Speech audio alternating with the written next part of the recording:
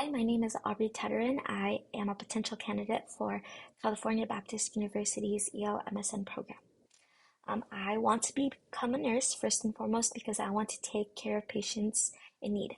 I want to be able to focus my attention on each patient to ensure that they are getting the best care possible compared to other medical professionals. Um, they are able to follow a patient's progress from start to finish. Nurses are able to observe the medications and the doctor's plan of care, work on these patients, and see them get better. I personally admire this aspect of nursing as I can observe patients get better, which is not only meaningful but also rewarding. On a personal aspect, I would love to be a nurse, more importantly, an RN and an MSN, to honor my Aunt Faye, who passed away in 2020 due to ovarian cancer and was not able to continue her education to be an RN. I would be honored to be able to become an RN for her and as well as for myself. Secondly, I grew up in the Philippines. For the first 8 years of my life, I grew up in the countryside of the Philippines with not a lot of resources. My dad was here in the United States, and while my mother and I were in the Philippines.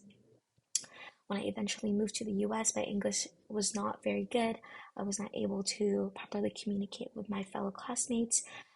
I was able to read and understand some English, but speaking the language was the most difficult for me. In order to overcome this, I worked with my English language uh, development teacher and worked on my speech. Surprisingly, singing songs and reading also helped me overcome this, and my speech got better. And by the end of the first year in the US, I was already close to fluent. Um, Thirdly, I believe that the two most important components of leadership are communication skills and decisiveness. Communication is a very important quality to have as a leader as it ensures clarity amongst each person on the team. With great communication, each person on the team understands their assignments and expectations, and due to the clear instructions given, this also prevents any sort of miscommunication that can hinder patient care. Decisiveness is also an indicator of a good leader. Being a leader in nursing can mean quick decisions under stressful situations.